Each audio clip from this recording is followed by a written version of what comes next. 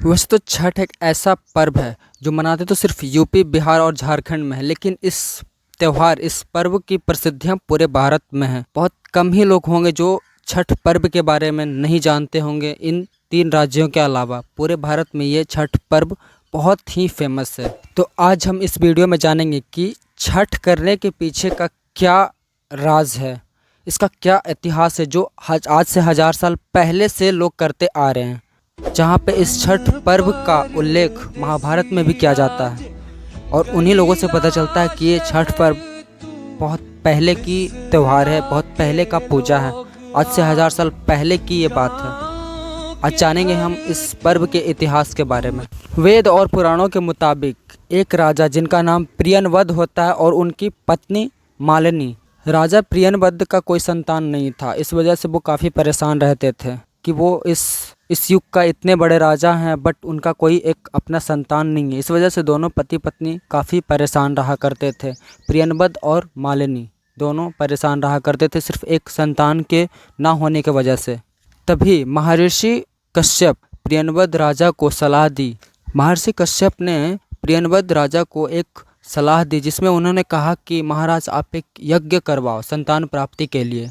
उस यज्ञ आहुति के लिए जो प्रसाद बनेगा उस प्रसाद को अपनी पत्नी यानी कि महारानी मालिनी को खिला देना।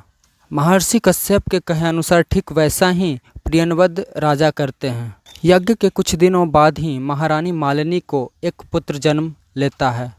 वो पुत्र जन्म से ही मृत होता है। इस बात से दोनों पति पत्नी काफ़ी दुख महसूस करते हैं, काफ़ी परेशान होते हैं, क्योंकि उनको लगा था कि इस बार जब बच्चे को जन्म दे रही है तो मेरा एक कोई पुत्र होगा। बट जन्म तो दी बट वो मृत था, ऑलरेडी जन्म से ही मृत था। इसलिए दोनों पति पत्नी काफ़ी परेशान होते हैं कि यज्ञ तो करवाया बट इस यज्ञ का थोड़ा बहुत फल मिला और वो फल भी कहीं ना कहीं हाथ से छूटता हुआ ये लोग को दिखा, इसलिए काफ़ी परेशान थे। प्रियनवद अपने मृत पुत्र की अंतिम संस्कार के लिए शमशान ले जा रहे होते हैं काफ़ी दुख और निराशा के साथ। तभी राजा प्रियनवद अपने पुत्र वियोग में खुदकुशी करने की कोशिश करते हैं और उसी शमशान में ब्रह्मा की मानस पुत्री प्रकट होती है। और राजा ने पूछा आप कौन हैं? ब्रह्मा की पुत्री मानस कहती है सृष्टि के मूल प्रवृत्ति के 6ठे अंश से हुई मैं, इसलिए मैं षष्ठी हूँ, मुझे षष्ठी बुलाते हैं। षष्ठी बोली राजन तुम मेरी पूजा करो और इसके लिए तुम अपने प्रजा को भी प्रेरित करो कि वो मेरी पूजा करें और इस तरह से मैं शायद तुम्हारी दुख का एक समाधान दे सकती हूँ। तुम जिस पुत्र वियोग में अभी अपने आप को तुम जिस पुत्र वियोग में तुम खुदकुशी करने जा रहे थे। और इसके बाद राजा ने षष्ठी की व्रत की और इस व्रत के बाद राजा को पुत्र की प्राप्ति हुई।